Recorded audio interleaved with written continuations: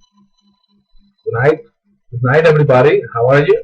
Well, tonight we're going to learn a little about gardener's scissors design. Well, what is gardener's scissors design? This is something that could sound a little weird to some of us, but well, basically, it is just the design process of a gardener's scissors product. This kind of product is well known in the crops industry, in the flowers crops industry in Colombia, for example. Well, so let's start by telling you an anecdote and story about this project's development. And I want to start saying you that when I was making this research, I had to go to the crops, to the flowers crops, and well, I had to take some measures of the workers that were there in the crops, and suddenly I started feeling a little ill of my wrist because, as you know, the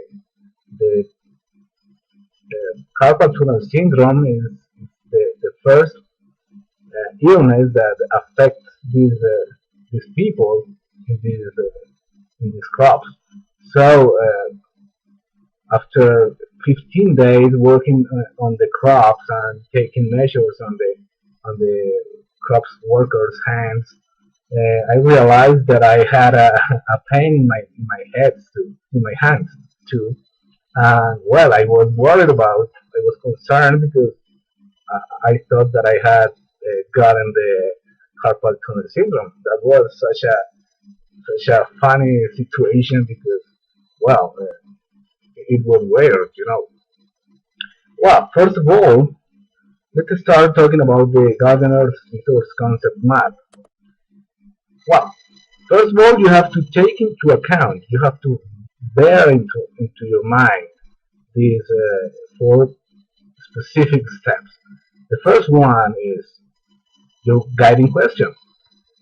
For my case, my guiding question is, can an efficient gardener's scissors device that fits the Colombian people's hands be designed and manufactured in Colombia? Well, in order to answer that question, first of all, you have to make a list of requirements and must. And for my tool, I made this list with only 9 musts and requirements. Secondly, you have to make a step-by-step production process, right? In which you have to specify materials and processes, final drawings, final parts lists. You have to make a decision plan, and you have to determine the production times for your specific product. And finally, apply some assessment tools on the project. These assessment tools are, for example, interviews, surveys, the SWOT matrix that stands for strengths, weaknesses, opportunities, and threats. We have also focus groups, we have rubrics, and so on. Well, that's it for the concept map. Now, if we want to go further, we're going to check how these steps must be taken. Well, first of all, as mentioned, you have to set the guiding question, right? Secondly, you have to set an hypothesis, right? My hypothesis is the carpal tunnel syndrome is the main cause of compensation for total permanent incapacity in the flowers crops in Colombia, and its incidence can be dropped. How? With my new design. With this design, the incidence of CTS will be reduced in a 59%, and therefore the winning of these companies will be dramatically rocketed. I mean, the the earnings, right? All these reflects on money. Well, then we have to start the designing process of the systems, right? And in this designing process, well, we have to perform some tasks and some, well, we have to fulfill the objectives and goals of the project according to the most requirements list that we have made before.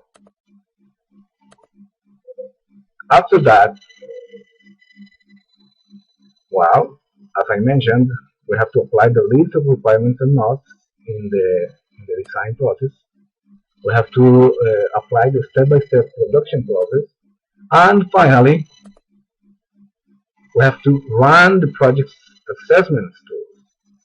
That's it, the final process in which we are going to identify the possible weaknesses that our project already has. Well, guys, dear fellows, classmates, and dear Rafael, I'm pretty glad to have having you into my class this period, and I hope we find each other in the future. Thank you very much, and have a great time. Good afternoon.